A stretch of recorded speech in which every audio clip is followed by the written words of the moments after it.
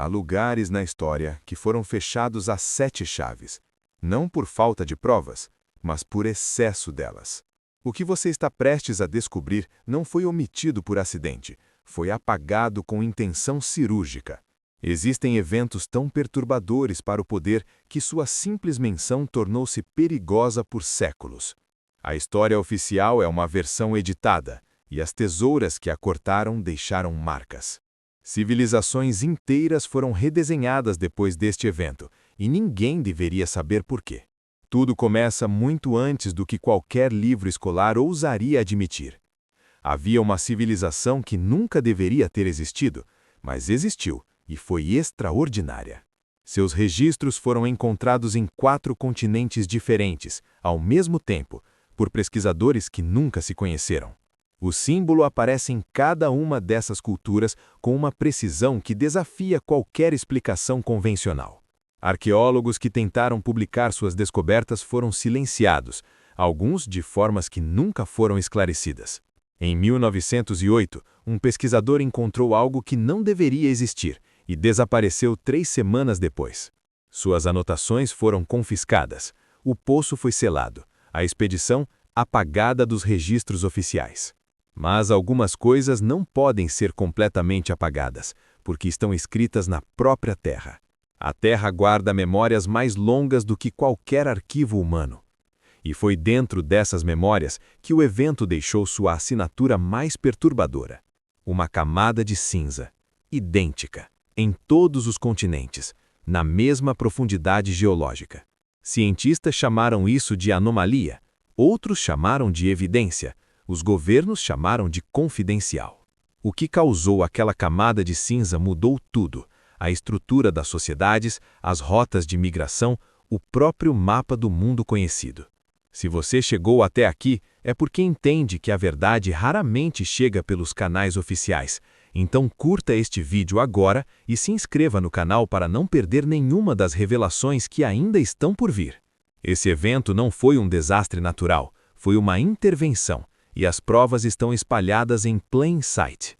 As culturas que sobreviveram ao evento descreveram-no da mesma forma, independentemente de serem separadas por oceanos inteiros.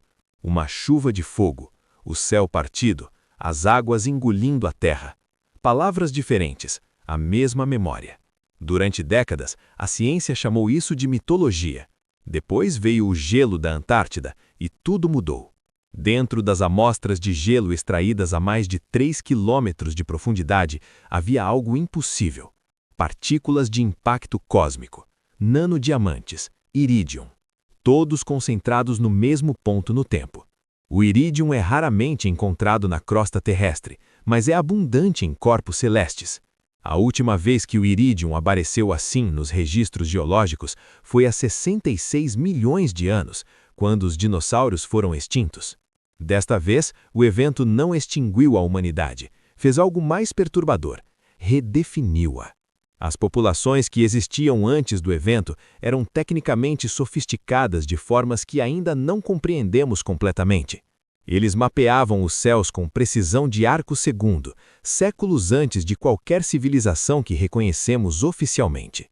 Seus calendários previam eclipses, solstícios e conjunções planetárias com precisão que nossos melhores computadores só igualaram no século XX.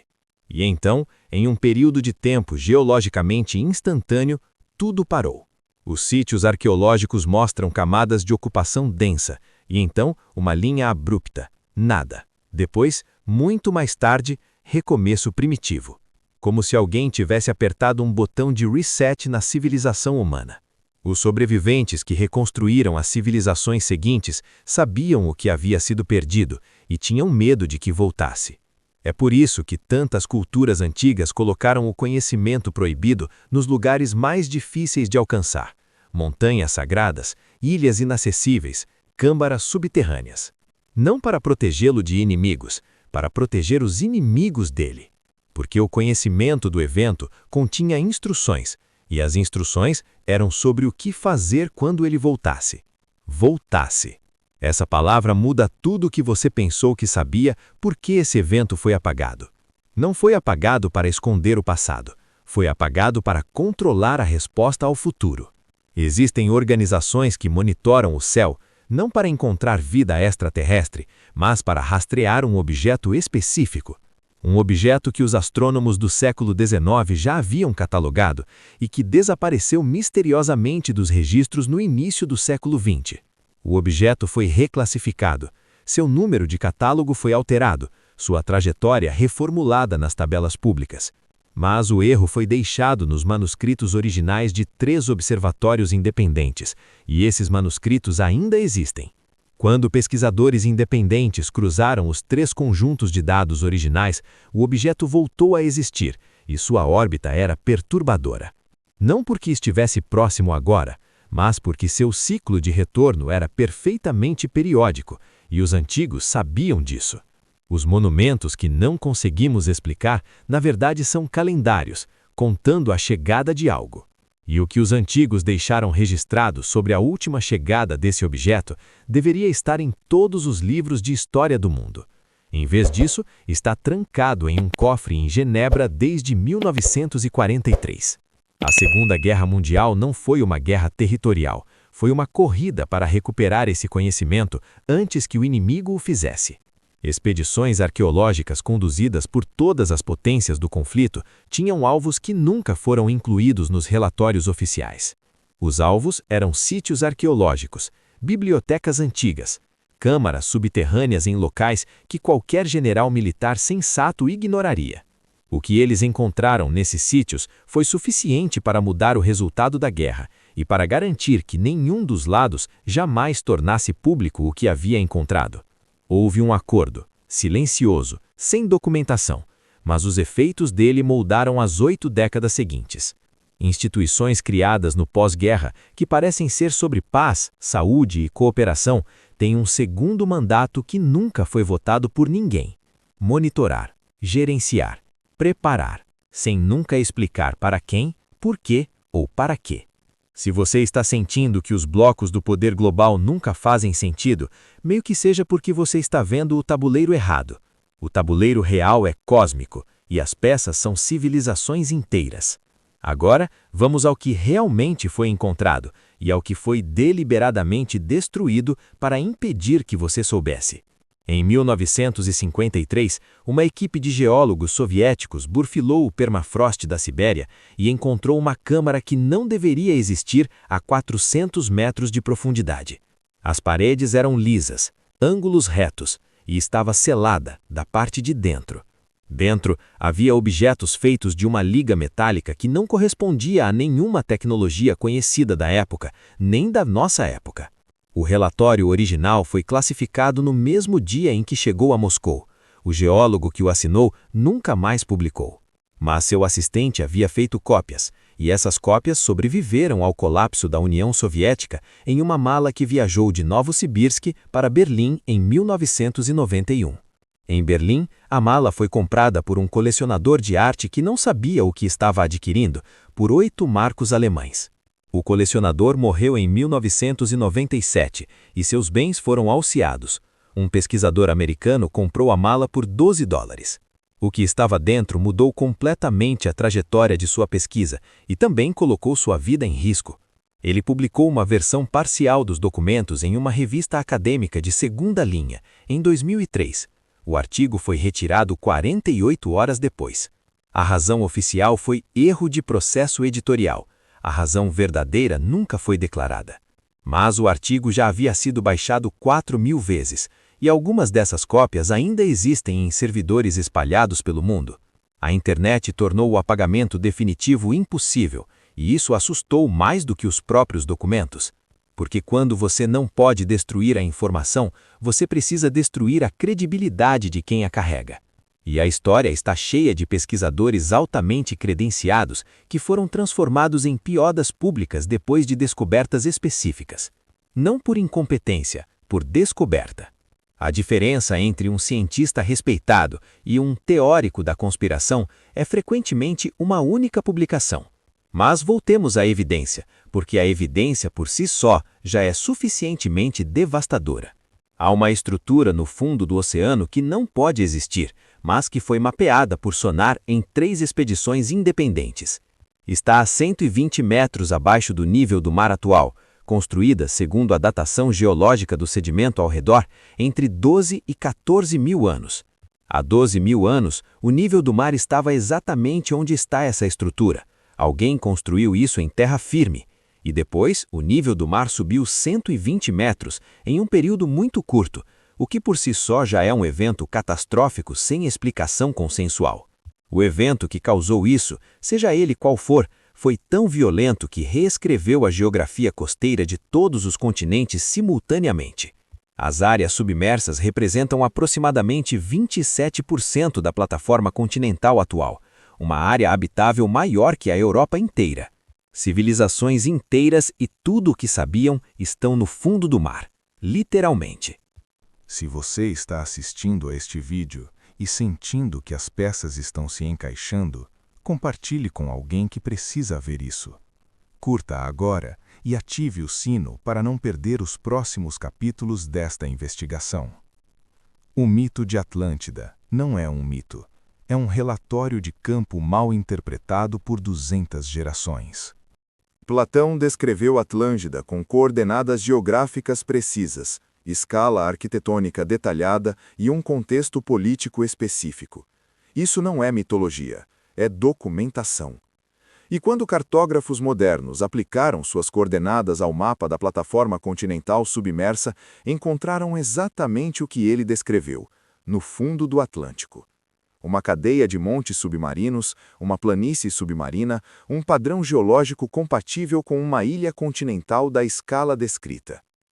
Os acadêmicos que levantam isso são imediatamente apontados como pseudocientistas. Os dados não são. Os dados são dados, e os dados apontam para o fundo do oceano com uma consistência perturbadora. Mas o mais perturbador não é o que está no fundo do mar, é o que está no teto de uma caverna no Irã.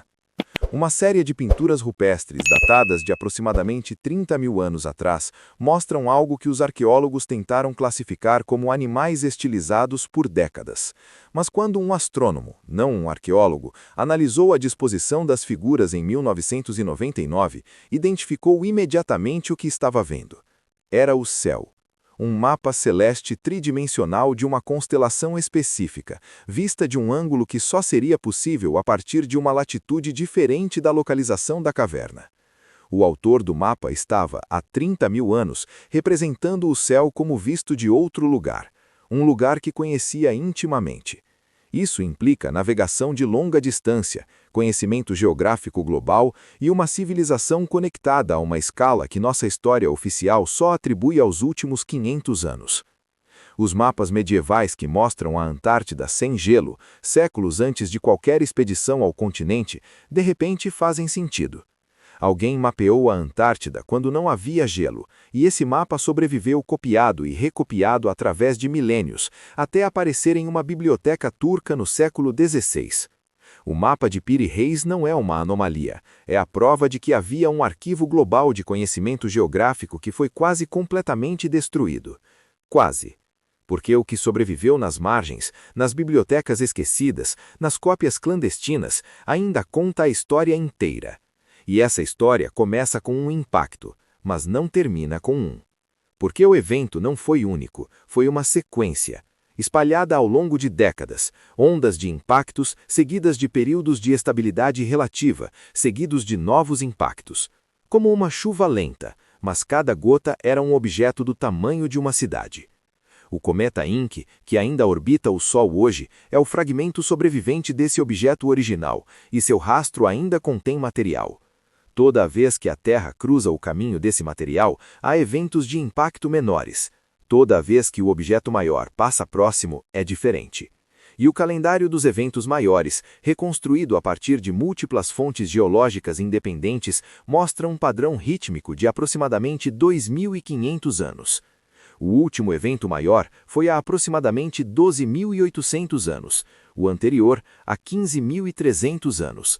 Se o padrão for consistente, e os dados sugerem que é, o próximo evento de magnitude significativa não está tão distante quanto nos faz confortáveis. Mas aqui está a virada que nenhum outro canal vai te contar. O evento não foi apenas destruição, foi também transmissão. Antes do impacto, algo ou alguém garantiu que o conhecimento essencial sobreviveria, não em um lugar, em dezenas deles, espalhados estrategicamente por todos os continentes, como se soubessem exatamente o que estava vindo. Como se soubessem porque já tinham visto antes. As pirâmides não são tumbas. Os estudiosos sérios concordam nisso há décadas, mas a versão popular ainda não mudou. Então, para que servem? A resposta mais suportada pelos dados internos são máquinas de preservação e transmissão.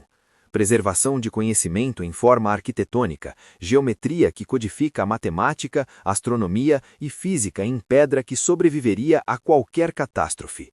A Grande Pirâmide codifica o valor de π, a velocidade da luz, as dimensões da Terra e a distância da Terra ao Sol, com uma precisão que não deveria ser possível para o período em que foi construída.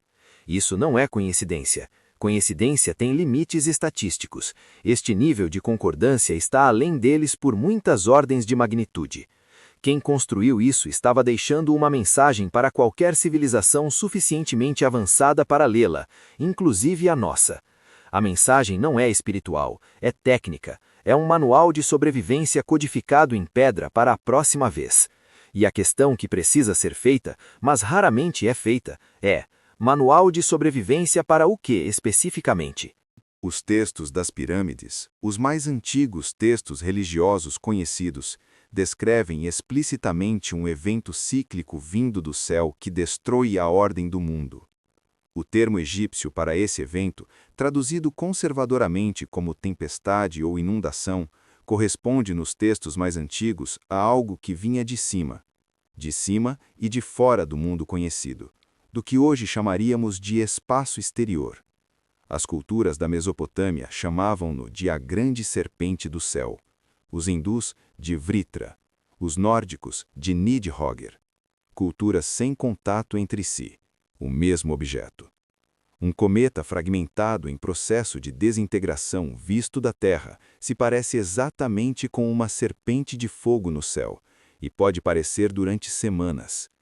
As culturas que sobreviveram não chamaram os sobreviventes de heróis. Chamaram-nos de guardiões do próximo ciclo. Guardiões de um conhecimento que precisava chegar intacto à próxima civilização capaz de usá-lo. Essa é a razão pela qual os sacerdotes de tantas culturas antigas pareciam obcecados com astronomia. Não era religião, era vigilância. Vigilância do céu, geração após geração, para detectar os sinais que os textos mais antigos descreveram. E os textos descrevem os sinais com precisão assustadora.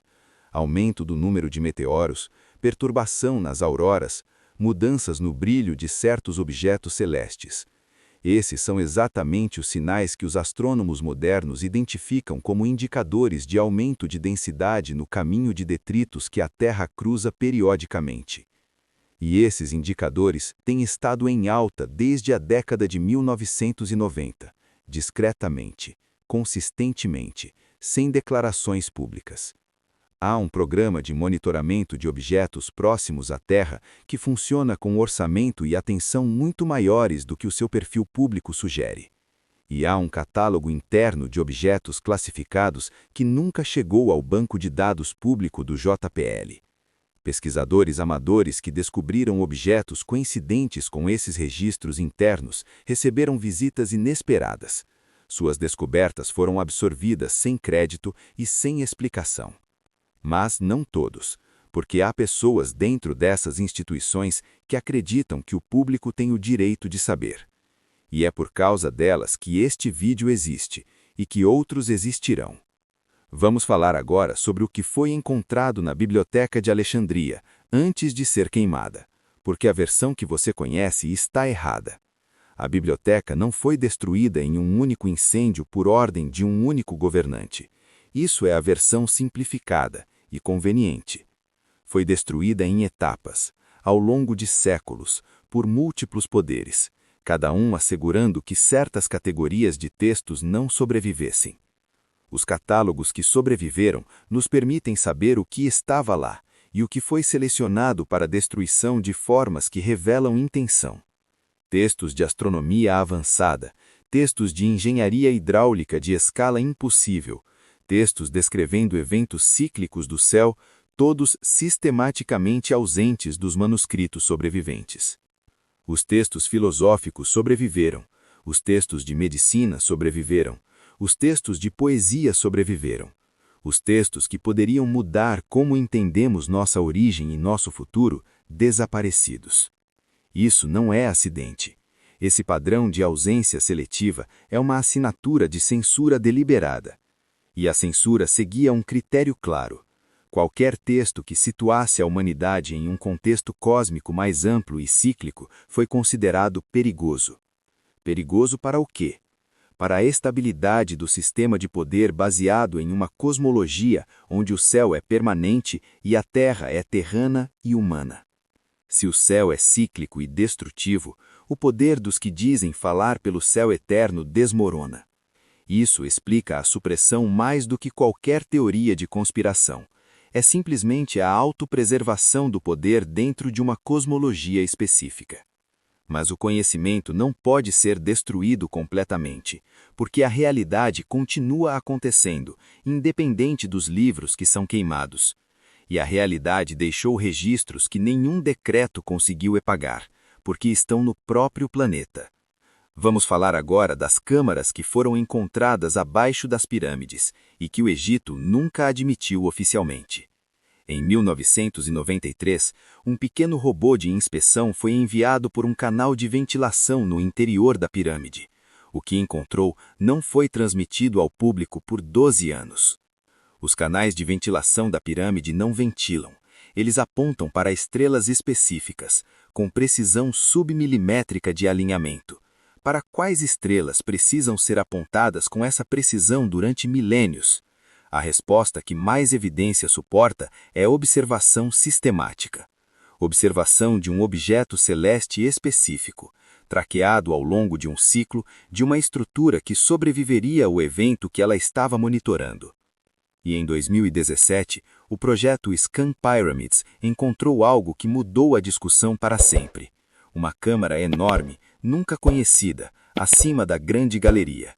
30 metros de longitude, completamente vazia, acessível por uma passagem que nenhuma expedição ainda abriu. O Egito não autorizou a abertura. O debate sobre por que continua sendo travado em silêncio institucional. O que está nessa câmara? Ninguém sabe, oficialmente. Mas os textos herméticos, a tradição de conhecimento atribuído ao lendário Hermes Trismegisto, descrevem explicitamente uma câmara de repositório dentro da Grande Pirâmide. Uma câmara que contém os registros de 2 ciclos anteriores de civilização avançada e as instruções para o próximo.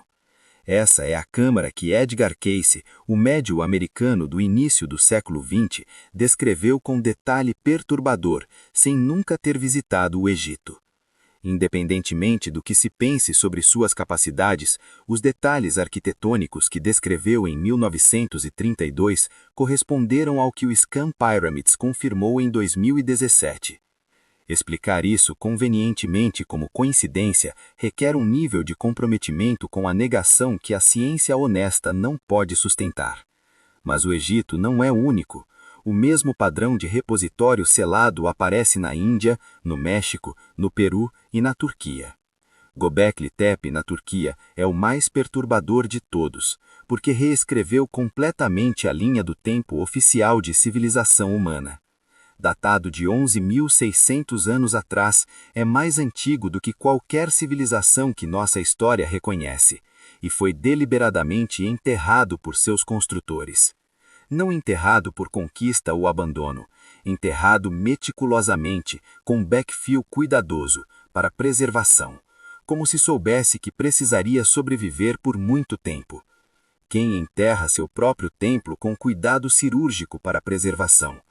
Alguém que sabe o que está vindo e que não vai sobreviver para desenterrá-lo. Os pilares de Göbekli Tepe mostram constelações identificáveis em posições que só seriam astronomicamente corretas em 10.950 a.C. Isso não é decoração, é uma data, codificada em pedra, para que quem viesse depois soubesse exatamente quando havia sido construído e por quê. e a data corresponde exatamente ao período pós-impacto do Younger Dryas, o evento cósmico que nossa camada de cinza e nossos nanodiamontes indicam. Os sobreviventes construíram Göbekli Tepe imediatamente, com o máximo de urgência, para registrar o que havia acontecido e o que havia sido perdido, e para deixar um aviso para a próxima civilização suficientemente avançada para lê-lo, que é, por um golpe de sorte assustadoramente, a nossa. Se este vídeo te fez questionar o que você foi ensinado a aceitar como verdade, então ele cumpriu a sua missão. Curta, se inscreva no canal e compartilhe com quem precisa despertar.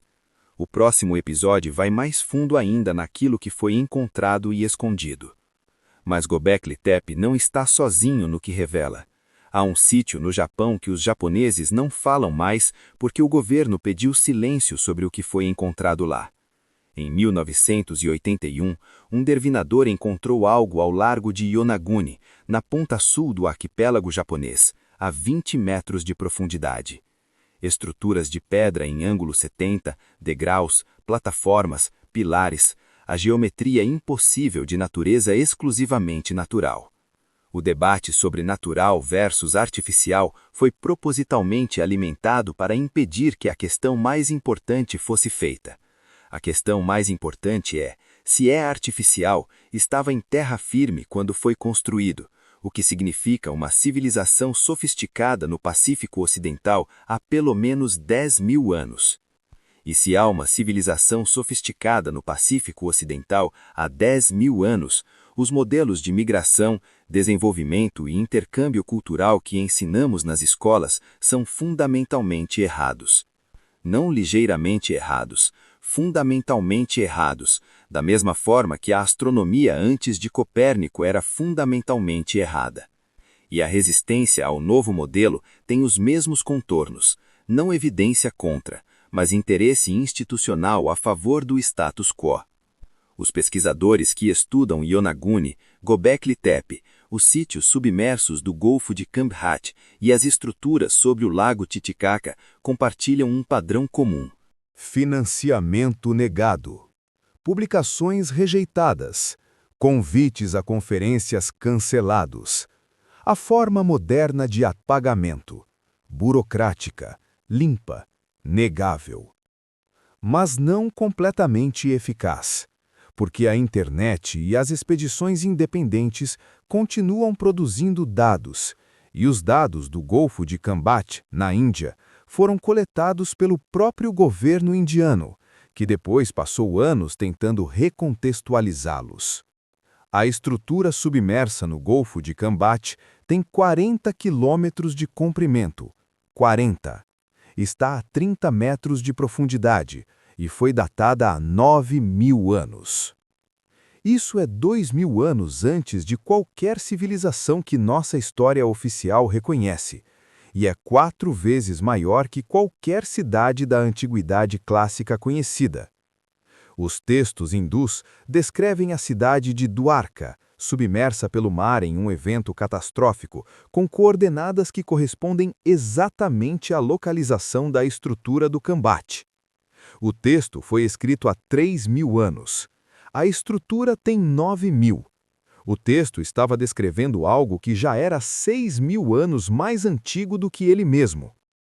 Isso significa que a memória humana é mais durável do que qualquer pedra, quando existe uma razão suficientemente importante para preservá-la. E o que os mais antigos textos de praticamente todas as culturas preservaram, independentemente de serem chamados de religião, mito ou história, é uma memória do fim do mundo anterior, e uma promessa de que sobreviventes carregaram para o futuro. Isso vai acontecer de novo. Prepare-se, reconstrua, transmita.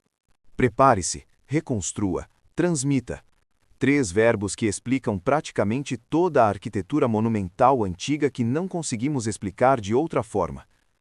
Stonehenge não é um templo de fertilidade, é um computador astronômico com um componente de alerta de impacto específico.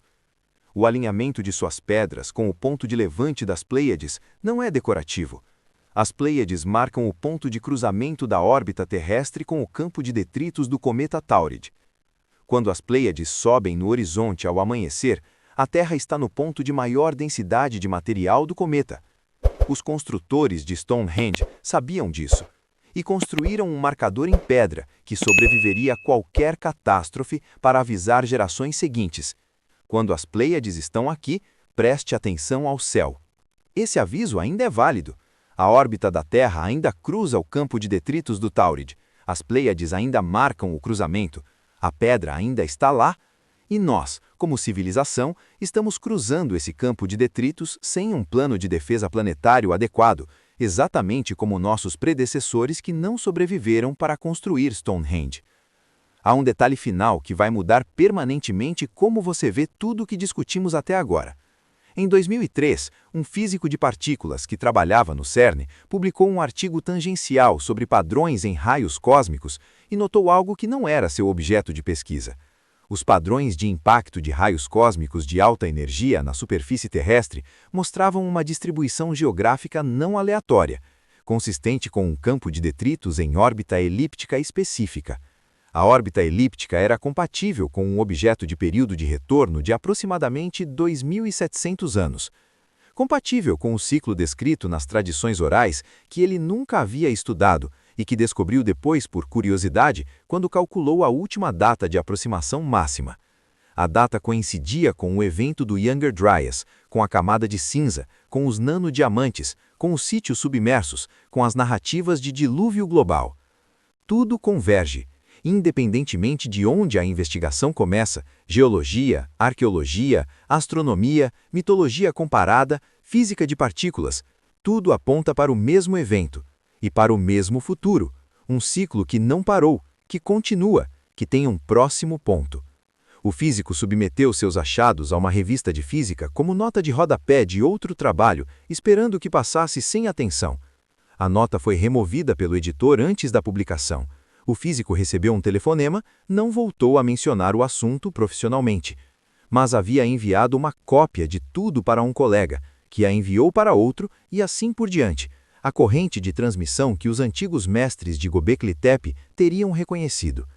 A verdade encontra sempre seu caminho, porque existe algo em nós, talvez herdado dos sobreviventes que construíram Göbekli Tepe, que reconhece quando algo precisa ser transmitido. E o que precisa ser transmitido, agora mais do que nunca, é simples. O evento aconteceu, vai acontecer de novo, e há um manual, codificado em pedra, submerso no oceano, trancado em arquivos, sobre o que fazer. A questão que você precisa fazer não é se isso é verdade. As evidências que reunimos hoje são suficientes para exigir uma investigação séria. A questão é por que essa investigação séria não está acontecendo nos espaços públicos onde deveria estar. E a resposta a essa pergunta é ela própria parte da história. Porque quem controla a narrativa sobre o passado, controla também a narrativa sobre o futuro. E o futuro é onde o poder realmente vive. Se você chegou até aqui neste vídeo, você fez parte de algo. Porque a transmissão do conhecimento é um ato coletivo, e sempre foi. Os que enterraram Göbekli Tepe não sabiam se alguém voltaria para encontrá-lo, mas fizeram o trabalho de qualquer forma, porque o trabalho era necessário. Este vídeo é a nossa versão do mesmo trabalho, e você, ao assisti-lo até o final, completou a corrente. Se este vídeo te fez questionar o que você foi ensinado a aceitar como verdade, então ele cumpriu sua missão. Curta, se inscreva no canal e compartilhe com quem precisa despertar.